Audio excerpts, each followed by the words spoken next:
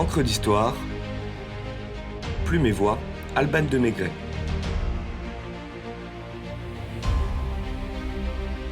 De l'hygiène et des hommes.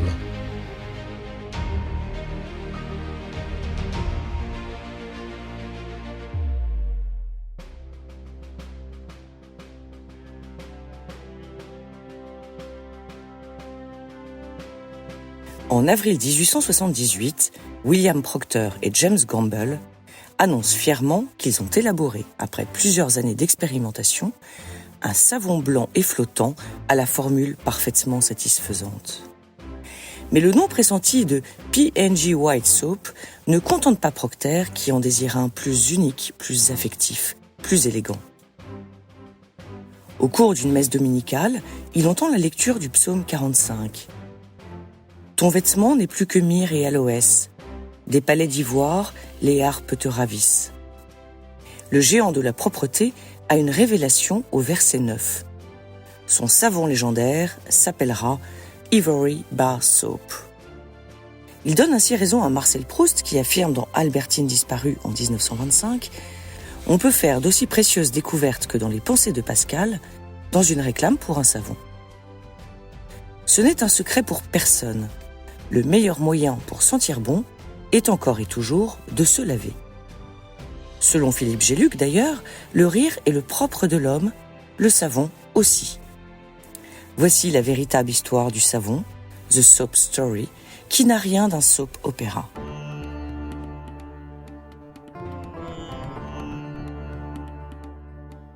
La longue histoire du savon remonte à l'Antiquité, probablement avec les Sumériens de Mésopotamie, qui, dès 3000 avant Jésus-Christ, fabrique une pâte savonneuse à base de graisse végétale, d'argile et de carbonate de potassium, l'ancêtre du savon d'Alep, dont ils s'enduisent le corps pour soigner les maladies de peau.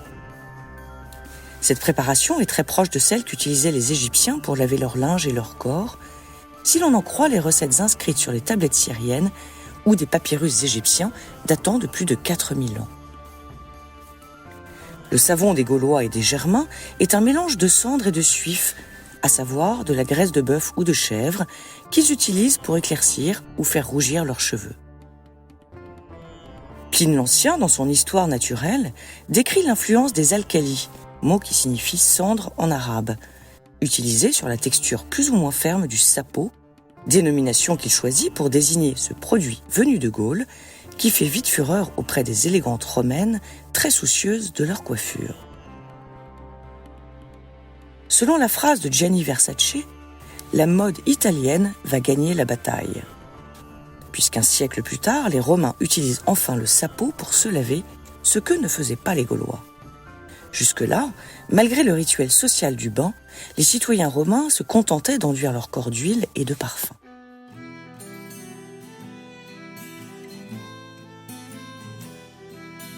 La savonnerie évolue très lentement au Moyen-Âge, où le savon demeure un produit de luxe. Le pourtour méditerranéen en détient la suprématie au XIIe siècle, avec des producteurs comme la Perse, l'Égypte, la Tunisie, suivis en Europe du Sud par l'Espagne et l'Italie, et enfin la France.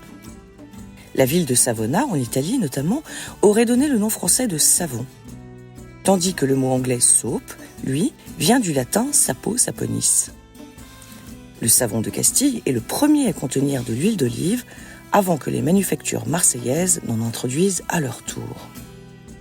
Néanmoins, la cité phocéenne peut se targuer d'être rapidement devenue la plus importante productrice de pain de savon. Malgré tout, et contrairement aux idées reçues, le Moyen-Âge prône l'hygiène et défend les vertus thérapeutiques de l'eau. Sous l'impulsion des croisés revenus émerveillés de l'Empire romain d'Orient et de leurs usages hérités de l'Antiquité romaine, les bains ou étuves publiques sont remis au goût du jour dans les principales villes d'Europe. À une époque où il n'est pas aisé de se faire couler un bain chez soi, chacun court à l'étuve par souci de propreté, mais aussi de plaisir. Les médecins préconisent de laver les enfants 3 fois par jour et Aldébrandin de Sienne, dans son traité de médecine, écrit au XIe siècle « Se baigner en eau douce, faite en étuve et en cuve, et en eau froide, fait la santé garder. » Shampoings, dentifrices, déodorants et savons sont inclus dans le droit d'entrée, du reste très modeste. Jus de bête et feuilles de noyer ou de chêne pour une belle chevelure. Corail en poudre ou eau de sèche écrasée pour des dents saines. Vin associé à de l'eau de rose et à un jus de plante pour éviter la puanteur des aisselles. Savon ou plante pour un corps bien propre. Hommes et femmes barbotent nus dans ces étuves, conduisant à des dérives de la chair pas très catholiques que l'Église voit d'un très mauvais œil. Le métier d'étuvier est réglementé notamment par Saint Louis en 1268 pour tenter de recentrer l'utilisation de ces établissements vers leur vocation initiale, l'hygiène. Que nul du dit métier ne soutienne en leurs étuves bordel de jour et de nuit. Les vagues lois pour séparer hommes et femmes ne freinent pas l'engrenage du libertinage et du batifolage. Les procès et plaintes contre ces baigneries s'accumulent. Et les épidémies de syphilis ou autres maladies conduisent à la fermeture définitive des bains publics à la fin du XVe siècle. On sait comment ça commence, les amoureux dans les bains publics, les bains publics, les bains publics. Mais comment cela finit ? Nul ne le sait, même si chacun s'en doute. En cette fin de siècle qui va de pair avec celle du Moyen-Âge, ce qui était purification devient souillure. Et le bain, synonyme de danger pour le corps et l'esprit. Fini les bains d'immersion, voici l'ère du lavage à sec. Ainsi, avec les siècles qui s'ouvrent, symbole de grandeur et d'élégance, de culture et de raffinement, le cérémonial de la toilette concerne la beauté et non plus l'hygiène. Il ne s'agit plus d'éradiquer la crasse, mais de la dissimuler. Les médecins eux-mêmes prétendent que le bain favorise l'entrée des microbes dans l'organisme en dilatant les pores de la peau. Louis XIV est réputé pour être un très grand roi, mais aussi pour bouder sa baignoire. Lui-même ouvre les fenêtres en arrivant dans une pièce pour soulager ses courtisans de son odeur, et ses maîtresses ne cachent pas le fait que le roi sent très mauvais. Une toilette sèche sur les parties visibles chaque matin, complétée par un encensement d'huile, de parfums et d'onguents odorants, ne suffit pas à camoufler l'émanation fétide des impuretés accumulées.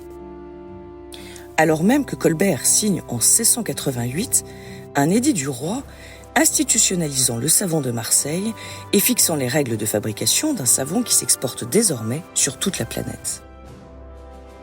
Désobéissante et au risque que son docteur ne lui passe un savon, la reine Élisabeth Ier d'Angleterre confesse dans ses mémoires prendre un bain tous les 3 mois, qu'elle en ait besoin ou non. C'est du propre. La baignoire revient sous le règne de Louis XVI, rappelons-nous Marat poignardé par Charlotte Corday dans sa baignoire. Elle remplace progressivement le tub, mais ne se démocratise qu'à partir du XIXe siècle et demeure réservée à une élite. La salle de bain dont nous ne saurions nous passer aujourd'hui demeurait un vrai luxe. Grâce à la distribution de l'eau dans les canalisations et l'arrivée des robinets dans les appartements, sous l'impulsion du baron Haussmann, l'hygiène est élevée au rang de valeur morale et s'enseigne dès l'école maternelle. Une aubaine pour l'industrialisation du savon. Nous devons à Michel Chevreul et ses recherches chimiques sur les corps gras d'origine animale de 1823 la théorie exacte de la saponification, qui constitue probablement la plus vieille réaction chimique connue par l'homme après la vinification. Et au risque de me faire passer un savon, demandons-nous si finalement l'homme ne cherche pas davantage à s'enivrer qu'à se savonner.